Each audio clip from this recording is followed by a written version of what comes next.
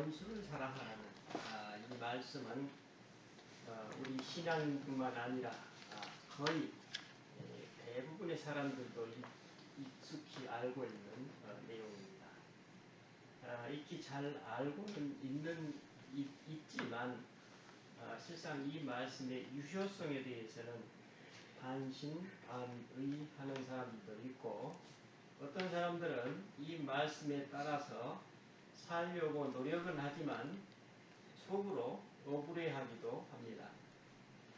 또 어떤 사람들은 오히려 반대로 눈에는 눈으로 이에는 이로 갚으라는 원칙에 따라 살아가는 사람들도 있는 것 같습니다. 하지만 오늘 말씀에서 예수님은 악한 자를 대적하지 말라, 누구든지 내 오른편 뺨을 치거든 왼편도 돌려대며 또 너를 고발하여 속옷을 가지고자 하는 자에게 겉옷까지도 가지게 하며 또 누구든지 너로 억지로 오리를 가게 하거든 그 사람과 심리를 동행하라고 권고하십니다. 그래서 신앙인들을 향한 예수님의 이 과도한 요구가 어떤 사람들에게는 무거운 짐이 되거나 쉽게 수긍이 되지 않기도 합니다. 그래서 우리는 질문합니다. 왜 신앙인들만 이처럼 손해를 보아야 하는가? 왜 신앙인은 그렇게 바보처럼 살아야 하는가? 꼭 그렇게 살아야만 하는 근거가 과연 어디에 있는가? 우리는 도대체 누구를 위해서, 무엇을 위해서 이처럼 바보가 되어야 하는가? 등등의 질문입니다. 오늘 나는 이런 질문에 대해서 어떤 해답을 가지고 있습니까? 이런 질문을 품고 있는 우리에게 예수님이 오늘 말씀 43절로 44절에서 말씀하십니다. 내 이웃을 사랑하고 내 원수를 미워하라 하였다는 것을 너희가 들었으나 나는 너희에게 이르노니 너희 원수를 사랑하며 너희를 박해하는 자를 위하여 기도하라. 아마도 당시 이스라엘 사람들은 원수들의 평화와 안녕을 구하지 말라는 그들의 전통적인 가르침에 반하여서 나는 너희에게 이르노니 너희 원수를 사랑하며 너희를 박해하는 자를 위하여 기도하라고 말씀하십니다. 그리고 왜 그렇게 해야만 하는지에 대해서 오늘 보면 45절에서 다음과 같이 설명하십니다. 이같이 한즉 하늘에 계신 너희 아버지의 아들이 되리니 이는 하나님이 그 해를 악인과 선인에게 비추시며 비를 의로운 자와 불의한 자에게 내려주심이라.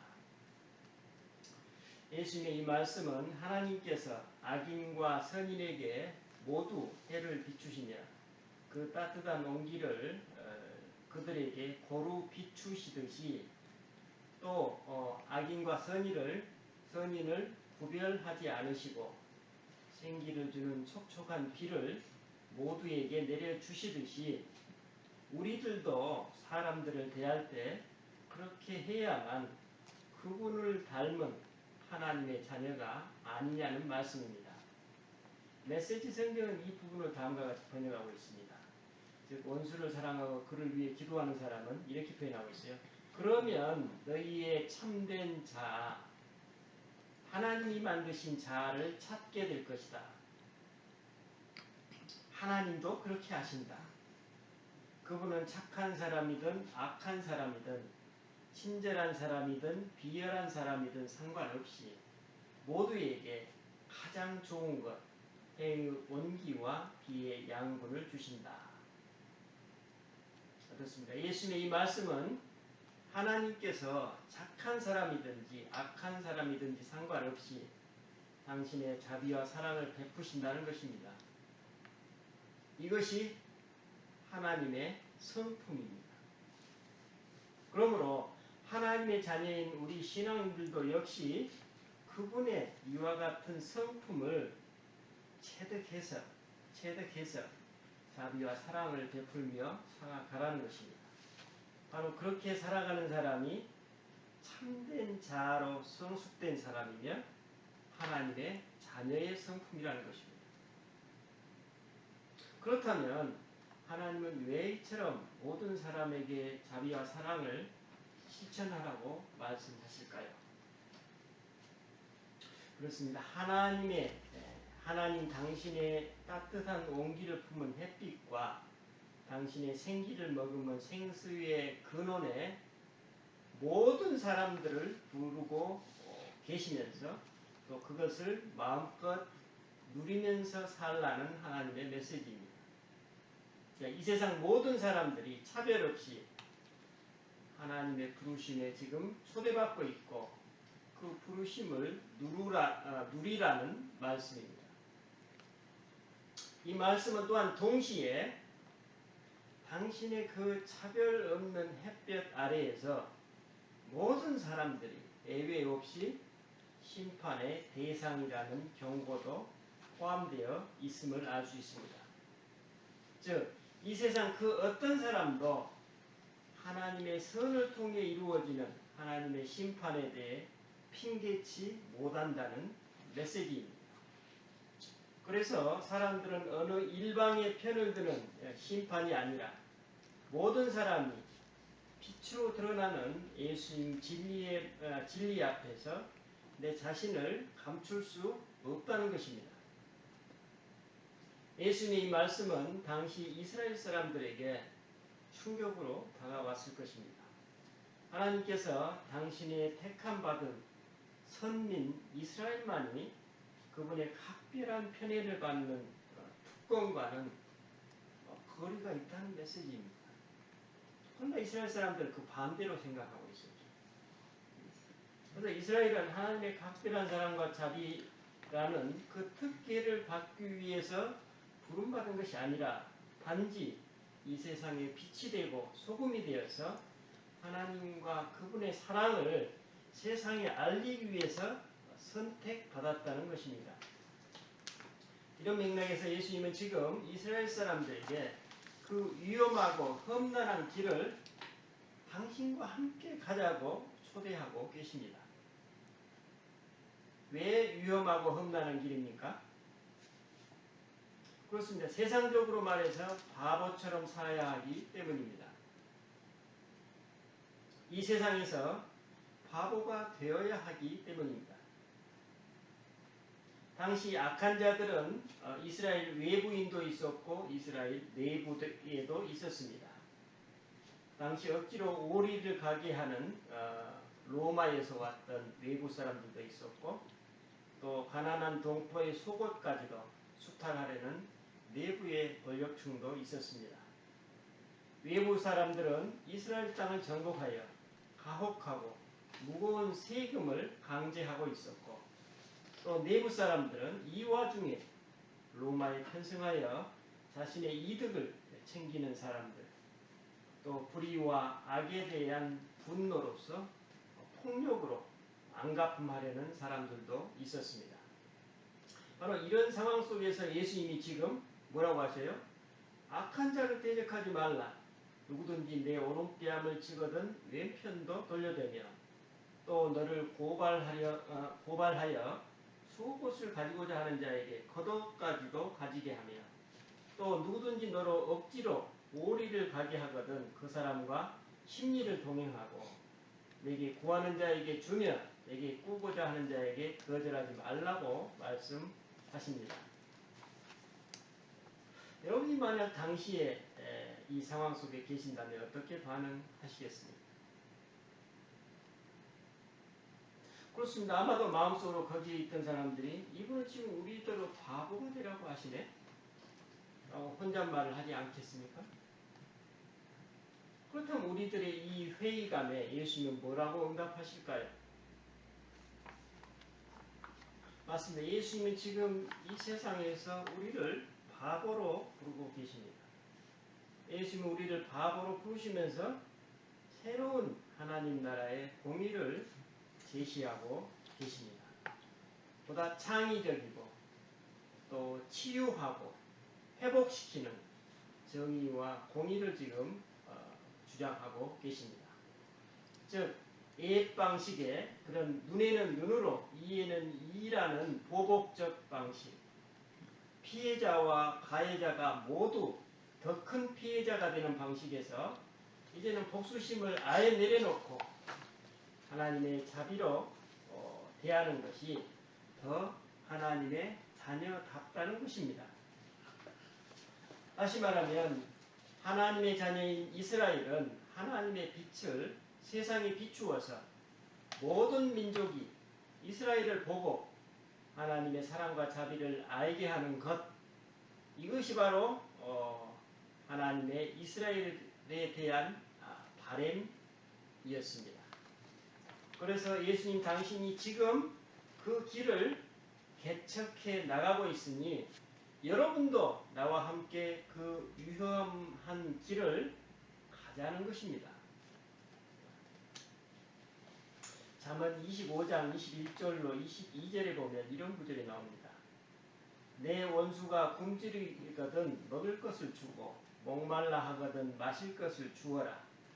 그러면 내 원수는 머리에 숯불을 올려놓은 것 같이 부끄러워 견딜 수 없을 것이며 너는 여호와께 상을 받을 것이다.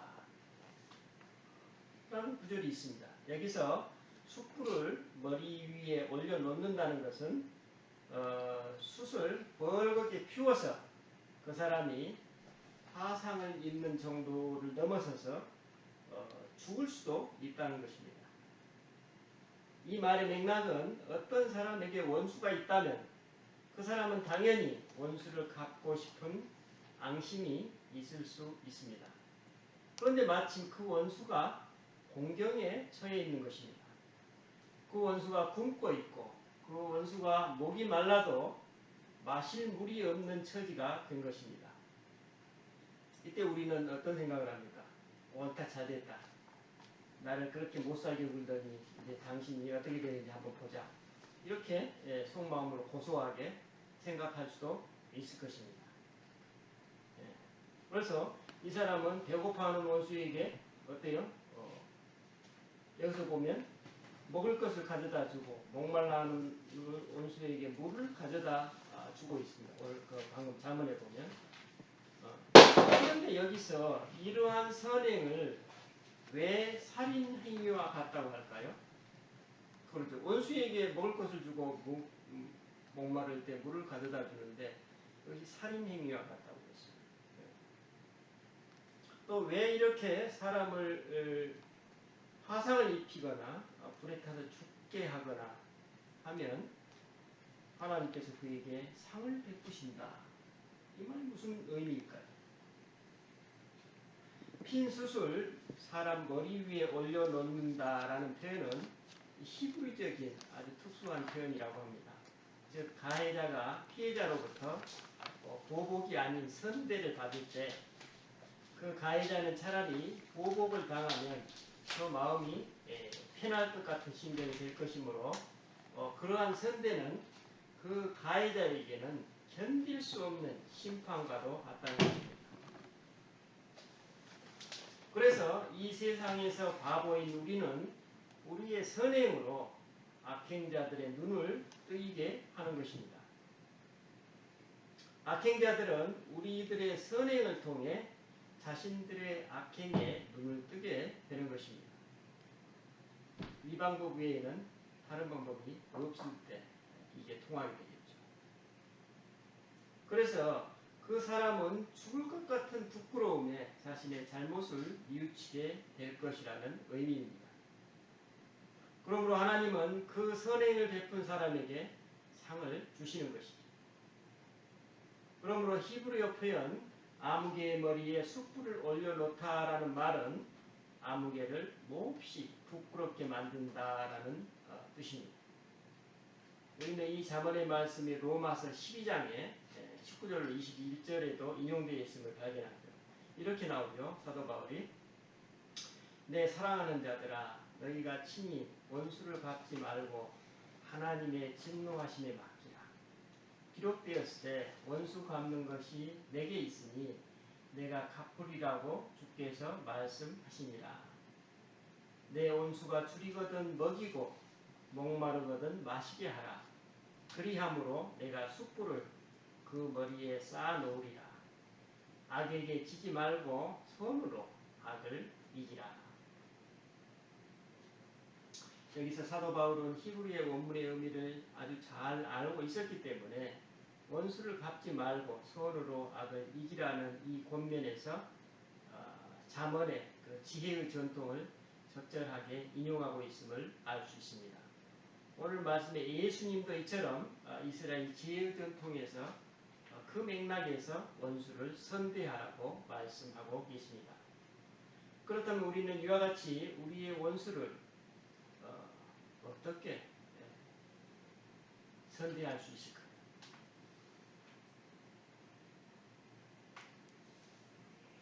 진정 마음이 있어야 그게 진정성이 있겠죠. 어떻게 이게 가능할까요? 좋습니다. 우리 안에 자존감이 있어야 합니다. 그 누구도 훼손할 수 없고 그 누구도 침해할 수 없는 하나님 자녀로서의 자존감. 그럼 오늘 본문에 소개되고 있는 하나님 자녀로서의 자존감을 한번 살펴보실까요? 먼저 오른편 뺨을 치면은 왼편도 돌려대는 그 사람이 있죠. 그래서 우리 잘 알고 있듯이 당시 유대사회에서 오른뺨을 맞는다는 것은 상대편의 오른손 등으로 맞는 것이었습니다. 즉 폭력이라기보다는 모멸감이죠. 모멸감을 주는 행위였던 것입니다. 그럼 뺨을 맞는 그 사람은 상대방보다 때리는 사람보다 신분이 낮은 열등한 위치에 있는 사람일 것입니다. 그렇다면 이때 신앙인이 뺨을 맞는 입장이라면 어떻게 해야 할까요? 그래서 상대처럼 똑같이 때리는 악순환을 낳을 뿐이니까 다른 뺨도 그냥 돌려대라는 것입니다.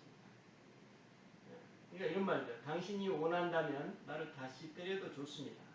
하지만 이제는 나를 열등하게 보지 말고 대등하게 보고 때리라는 의미입니다.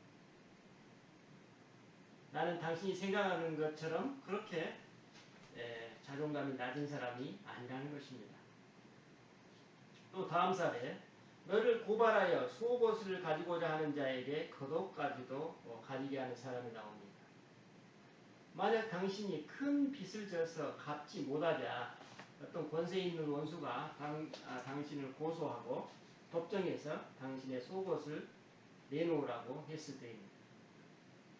이때 피고가 만약 신앙인이라면 상대편에게 변론하지 말고 속옷뿐만 아니라 겉옷까지도 그냥 벗어주라는 것입니다. 그래서 당시에는 대부분 이 두 가지 옷만 입었다고 합니다. 겉옷과 속옷. 그렇게 다녔으므로 그 사람은 어떻게 돼요? 그러면 옷을 모두 빼앗겨서 벗겨진 모습으로 상대방의 수치를 주라는 것입니다.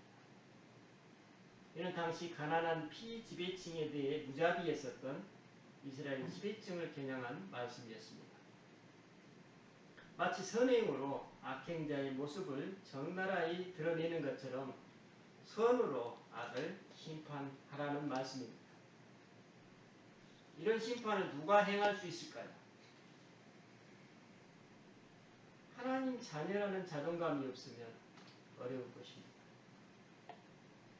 그 사람이 만약 자존감이 아니라 자존심이 센 사람이라면 선으로 악을 심판할 생각조차 하지 못할 것입니다. 오히려 그는 분노에 치를 떨거나 혹은 자신의 수치심에 깊은 우울감 속으로 빠져들게 될 것입니다. 이제 마지막으로 누구든지 너로 오리를 가게 하거든 그 사람과 심리를 동행하라는 이 말씀도 마찬가지입니다. 예수님 당시에 로마군의 지배를 받고 있던 이스라엘 사람들은 로마군이 명령하면 그들의 짐을 지고 약 5리 정도의 강제 노역에 응해야만 했습니다. 하지만 이 법령이 엄격하게 5리 이상을 강제할 수 없다고 규정하고 있었습니다. 예수님이 이때 분노에 치를 떨지 말고 아예 판 자체를 뒤집어 버리라고 말씀하십니다. 분노하면서 씩씩거리지 말고 추가로 5리를 더 가져서 그 로마군에게 충격을 주라는 것입니다. 즉 자신의 부조리와 선입견에 눈이 번쩍 뜨이도록 만들라는 것입니다. 그래서 뜻밖의 선행을 받은 이 로마군은 이제 오히려 자신의 불의가 자신의 상간의 귀에 들어갈까 불안해지게 만드는 것입니다. 이는 당시에 열심당원들처럼 외부의 침략에 무장투쟁으로 가담하지 말고 선행으로 불의에 맞서라는 예수님의 말씀입니다. 패배주의적인 모습으로 불의에 타협하지 말라는 것입니다. 선한 사람에게도 악한 사람에게도 모두 따뜻한 햇빛과 양분이 있는 비를 내리시는 하나님의 방식대로 자존감 있게 승리하라는 것입니다. 예수님 바로 이런 길, 험난하고 위험한 이 길로 오늘도 우리 신앙인들을 초대하고 있습니다. 이런 사람이 하나님이 원하시는, 하나님이 우리에게 원하시는 참된 자아를 회복한 사람이요, 성숙한 사람이요, 이런 사람을 일컬어 하나님의 자녀답다는 것입니다. 그러면 이런 길을 누가 어떻게 갈 수 있습니까? 바로 그리스도의 영이 내 안에 내주에 계심을 받아들이고 신뢰하면서 늘 그분과 동행하는 사람들입니다. 이런 선행은 어떤 충고나 가르침으로 가능한 것이 아니라 좋은 소식, 복된 소식을 액면 그대로 받아들이고 믿는 사람들에게 반사적으로 드러나게 됩니다. 생각하고 계산해보고 정리한 다음에 억지로 짜내서 어떻게 그 적시에 그 적합한 선행이 나올 수 있겠습니까? 그건 불가능합니다. 설사 그것이 나온다 해도 그것은 그 자체로 선으로 적용되지가 않습니다. 그러면 좋은 소식, 복된 소식이라는 것은 무엇입니까? 그것은 예수님이 지금 이 험난하고 위험한 길을 새로 내고 계시면서 하나님 나라의 삶을 보여주시고 그 나라의 백성들로 그 나라의 삶으로 우리를 지금 초대하고 계신다는 이 소식입니다. 그래서 그리스도 당신을 따르는 모든 사람들이 이 길을 보고 그들도 그 삶에 도전하는 것입니다. 그리스도의 길을 따르는 사람들, 그 삶에 도전하는 사람들은 어떤 사람들인가요? 예수님과 당신의 삶으로 드러낸 그 메시지의 진정성을 받아들이는 사람들입니다. 사람들이 그분을 조롱했을 때 그분은 반응하지 않으셨습니다. 분내지 않으셨습니다. 사람들이 예수님을 공경에 몰아넣으려 할 때 그분은 지혜로서 그 경계를 허물어 버리시고 그들의 눈을 열어주셨습니다. 사람들이 그분께 폭력을 가했을 때 그분은 그 폭력을 그대로 받아들이셨습니다. 사람들이 그분께 가장 무거운 십자가를 지웠을 때 그분은 당신이 죽을 곳을 향해서 그것을 지고 걸으셨습니다. 사람들이 십자가에 그분을 못 박았을 때 그분은 그들을 위해서 기도했습니다. 그분은 이처럼 그들에게 선을 행하시고 그 선으로 초대하고 계시는 당신을 그 당신을 죽이려는 그 인간들을 위해서 당신의 생명을 바치셨습니다. 바로 이런 하나님의 아들을 오늘 당신은 어떻게 받아들이고 있느냐는 마태의 질문입니다. 이런 하나님 아들의 삶의 진정성을 오늘 나는 어떻게 보고 응답하고 있느냐는 질문입니다.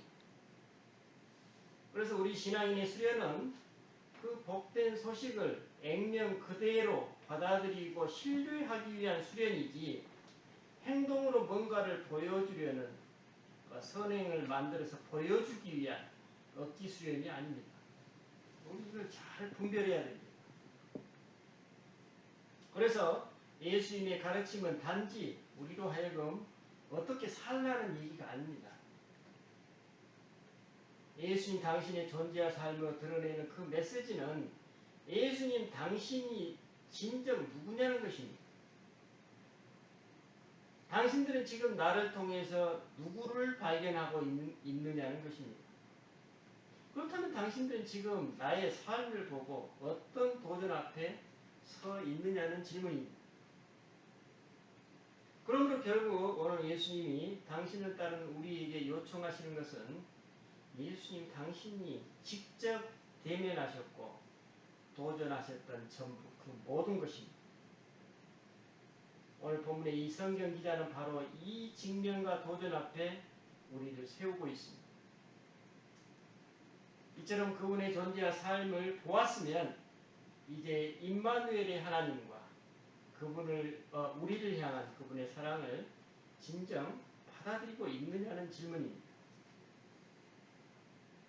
여러분은 예수님 안에 살아계신 하나님을 인정하느냐는 질문입니다. 그러면 이제 여러분이 스스로 결단을 내리라고 오늘 우리에게 요청하고 있습니다. 기도하십시다. 주님, 우리는 내 자신의 상태가 어떠하든지 간에 내가 선한 사람이든지 악한 사람이든지 간에 주님의 말할 수 없는 사랑과 자비를 누리면서 살아가고 있습니다. 하나님의 그 한량없이 깊고 넓은 사랑과 자비를 누리면서도 우리는 이웃 간의 조그만 이해관계, 조그만 손해에도 민감한 우리 자신의 모습을 봅니다. 하지만 오늘 주님은 우리에게 보다 더 큰 사랑, 보다 더 큰 자비, 보다 부유한 하나님의 눈두라고 말씀하십니다. 그리고 무엇보다도 이처럼 눈먼 우리들에게 주님의 그 사랑을 보여주시기 위해 사람으로 오신 그리스도와 당신의 삶을 보라고 말씀하십니다. 주님, 우리가 그런 하나님의 사랑을 받아들이고 믿는 그 신뢰의 마음으로 그것에 응답할 수 있는 자유를 허락하여 주옵소서. 감사드리고 우리 주 예수 그리스도 이름으로 기도드립니다.